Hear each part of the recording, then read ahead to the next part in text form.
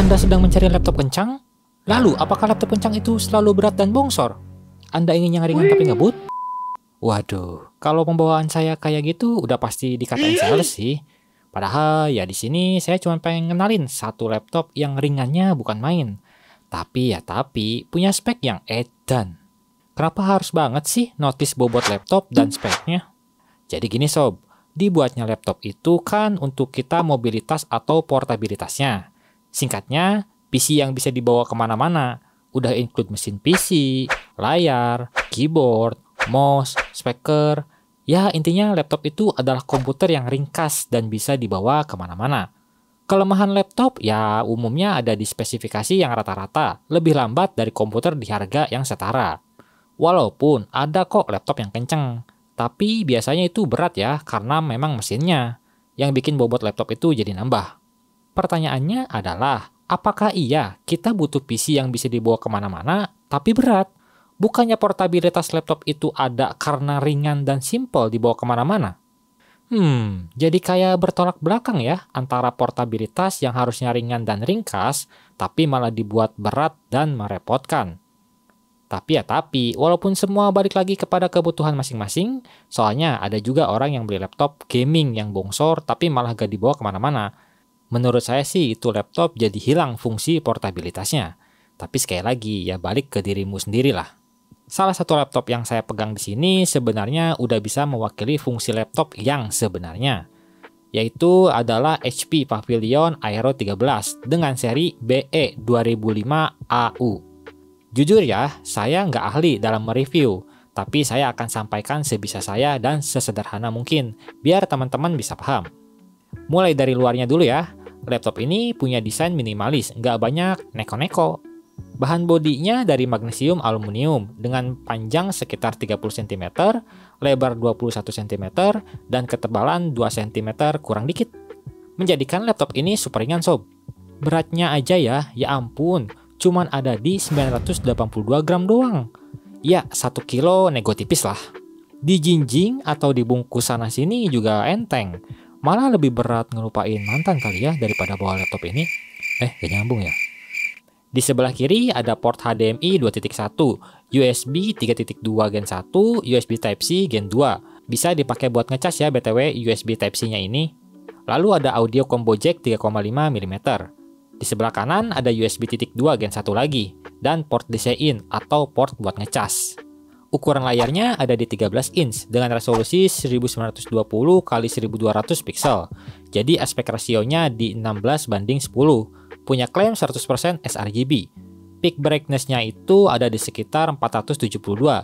Jadi, misal mau dipakai outdoor ini masih oke banget.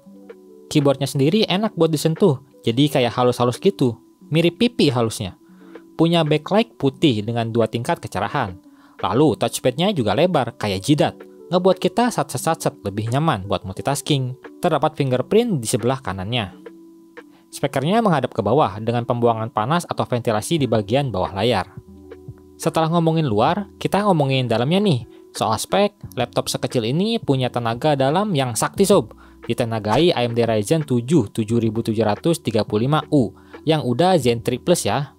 Punya 8 core 16 thread dengan maksimum boost di 4,75 GHz. Kecil-kecil gini ngebusnya sampai 4,7 anjir. Lalu headset-nya ada di 16 MB. Dibarengi dengan iGPU Radeon 680M yang udah RDNA 2. Di atas kertas sih udah support ray tracing ya, dan juga udah punya encoder FE1. Jadi ya cukup lengkap lah buat seukuran iGPU.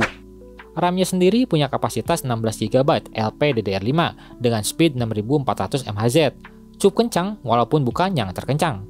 Tapi sayangnya laptop ini RAM-nya onboard ya sob, alias nggak bisa di-upgrade. Buat ukuran 16 GB sih udah pas ya menurut saya, nggak kekecilan. Storage-nya sendiri 1 TB NVMe. Sayangnya lagi nih, nggak bisa ditambah karena emang nggak ada slot tambahannya. Tapi 1 TB ya oke lah buat koleksi film-film Nekopoy. Maksudnya kumpulan video-video kucing gitu ya, aman-aman. Wi-Fi-nya udah Wi-Fi 6 dengan Bluetooth 5.2. Nah, buat laptop sekecil dan seimut mirip admin ini, punya kapasitas baterai 43 Wh. Dipakai nonton semalaman pun rasanya masih aman, karena diklaim bisa bertahan hingga 12 jam 45 menit. Chargernya sendiri bisa ngisi baterai dari 0 sampai 100 dalam waktu 2 jam 30 menit dengan power 65 watt. Buat kamera atau webcamnya tergolong standar sih, cuma di 720p. Apa yang perlu dibahas ya? Kayaknya sih nggak ada ya. Nice to have aja. Mungkin buat meeting atau sekedar video call bareng ayam. Oh iya, sebagai tambahan, kalau kamu mau beli laptop ini sudah include Windows 11 Home ya, dan juga Office Home Student 2021. Punya garansi 2 tahun. Yuk kita langsung tes aja performa laptop ini dengan pengujian sintetis dan juga gaming. Apa benar segesit itu? Pada Cinebench R23, AMD Ryzen 7 7735U ini udah bisa ngimbangin prosesor desktop loh sob. Walaupun dengan huruf U di belakangnya yang punya arti hemat daya karena TDP-nya aja cuma di 15 watt. Tapi udah bisa dapat skor single core di 1412. Masuknya kenceng sih, tapi ingat sekali lagi, ini laptop ringkas dengan TDP 15 watt. Sedangkan multicore-nya di 7790. Mau dipakai multitasking juga masih aman ini mah. Apalagi RAM-nya udah DDR5 kan? Untuk ukuran laptop yang cukup tipis, suhu maksimalnya cuma di 75 derajat aja. Selain emang prosesornya yang ramah ya, cooler yang dipakai di laptop ini juga terbilang bagus sih. Biasanya kan laptop-laptop standar itu suhunya udah bisa sentuh 90-an ya, bahkan lebih. Pada 3D Mark Time Spy dapat overall score di 1868 dengan graphic score di 1672 dan CPU score di 5621. Gak besar sih, tapi wajar karena emang ini bukan sekelas laptop gaming, melainkan mengandalkan iGPU. Walaupun bukan laptop yang dikhususkan buat gaming atau editing, bukan berarti nggak bisa sob. Si Ryzen 7 ini kalaupun diajak ngedit sebenarnya masih oke aja. Di Blender Classroom ini bisa selesai dengan waktu 11 menit. Bukan waktu yang cepat, tapi ya yang penting sudah mumpuni lah. Lagian kalau memang mau render itu harusnya pakai GPU ya. Kalau di sini saya iseng-iseng aja render pakai CPU-nya. Lalu buat speed NVMe-nya ini ada di kelas yang kenceng ya.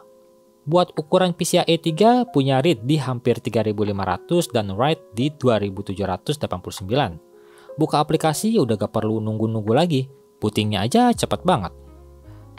Nah, seperti yang dikatakan tadi, walaupun ini bukan laptop gaming, tapi bukan berarti nggak bisa diajak ngegame ya. Kalau kita ngetes di Genshin Impact dengan preset low, ini bisa dapat 60 fps stabil. Buat suhunya juga terpantau adem-adem aja buat sekelas laptop. Tapi kalau kita mau ke rata kanan, dia cuma bisa dapat di 30-an fps. Jadi saran saya sih cukup main di medium aja. Misal diajak ranked Valo juga masih aman-aman aja kok.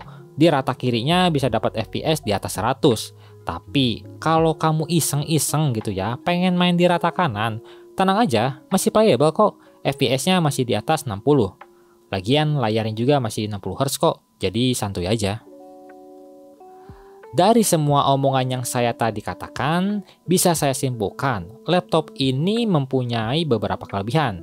Di antaranya speknya yang tentu kenceng ya buat ukuran laptop tipis dan ringan dengan bobot kurang dari 1 kg.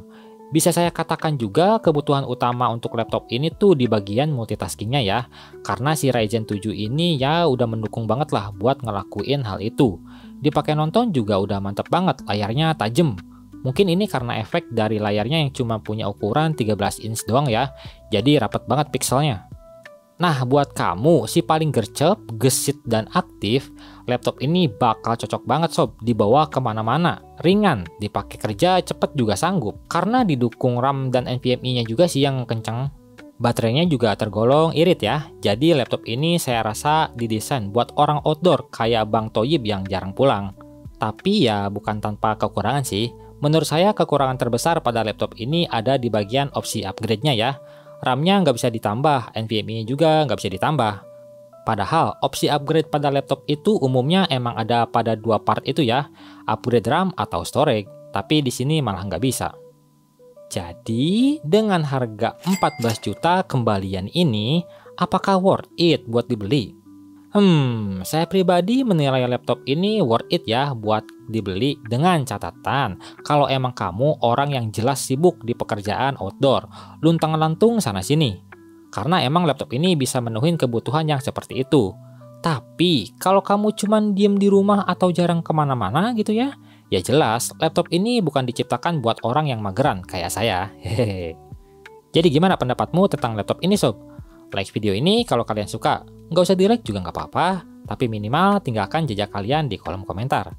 Dukung saya dengan cara subscribe. Kalau kalian lagi cari referensi rakitan PC atau saran komponen PC, cek link aja yang ada di deskripsi.